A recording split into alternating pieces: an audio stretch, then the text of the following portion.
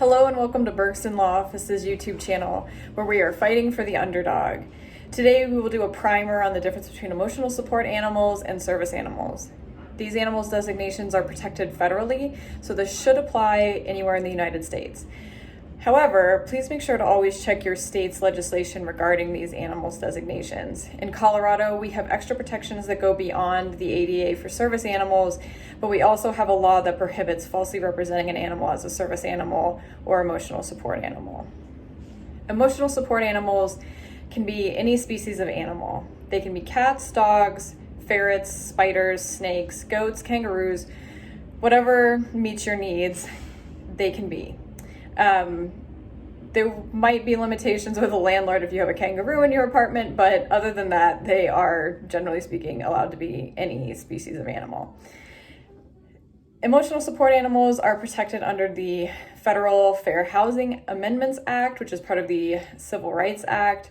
They are protected under Section 504 of the Rehabilitation Act and under the Common Carriers Act. I most often see emotional support animal issues come up with landlords and airlines. Today's discussion will focus on landlords because that is where I see this occur the most often. The only question a housing authority may ask you, they may ask you two questions. One, does the person seeking to use and live with the animal have a disability? And two, does the person making the request have a disability-related need for an assistance animal?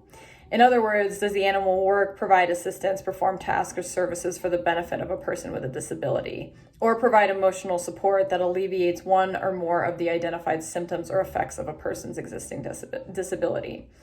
If the answer to both of those questions is yes, then you are entitled to what is called an accommodation in housing, and you are not required to pay pet rent or pet deposits. They do not have to be individually trained or certified. You can train your animal. You do not have to go to an expensive school. You do not have to get a certificate, none of that. You do not have to get a card. There are a lot of online services out there that provide these services for a fee, but under the law, they are not required. Generally speaking, most landlords like to have a piece of paper from a doctor verifying the need for an emotional support animal. Technically, this is not really required under the law, but it does make it easier. But these online services that provide it are falsely advertising to you that this is something you need under the law, because it is not.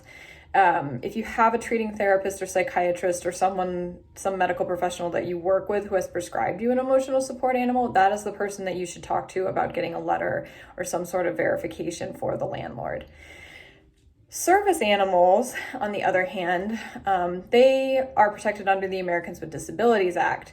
They can only be dogs, any breed of dogs. So you can have a pit bull, Rottweiler, a Chihuahua. It doesn't matter what breed of dog, but it can only be a dog or a miniature horse. I don't know why it's a miniature horse. I have some guesses, but those are the only two species of animal that under the ADA can be considered service animals. Again, you can train your service animal. You do not have to go to a fancy facility or pay thousands of dollars to get a service animal. There's no certification, there's no online registry, there's no federal registry, there's no registry whatsoever, because that would violate your HIPAA rights to privacy in your medical information. So there's no one keeping track of your animal and whether or not he or she is a service animal. There's no list. That said, again, a lot of people choose to use these online services that sell the little vests or sell the cards or whatever. So that way you have it and it's ready to go for someone who demands information. But again, the only permissible questions an entity may ask, and then by an entity, I mean any place of public accommodation, because service animals can go anywhere in public with their owner. Emotional support animals cannot go anywhere in public with their owner. They cannot go to restaurants. They cannot go to daycare. They cannot go to the hair salon. They cannot go to the department store. They cannot go to your doctor's office. They cannot do any of those things.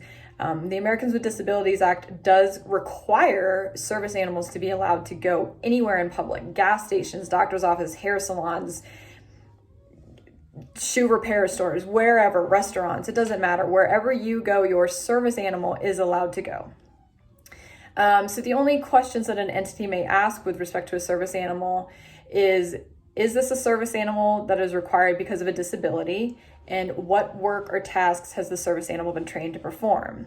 An entity may not ask these questions if the work is obvious, such as a dog leading around a visually impaired person.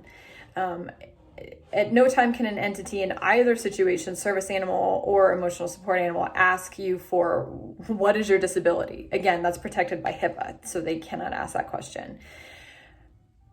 In short, that is the quick and dirty rundown of the difference between emotional support animals and service animals. If you have further questions or concerns, or you think your rights are being discriminated against, give us a call at 303-623-4000. We are happy to answer your questions anywhere in the country. And especially if you live in Colorado, that we will be able to give you more specific advice as to protections for you and your animal. So thank you very much for tuning in, and have a great day.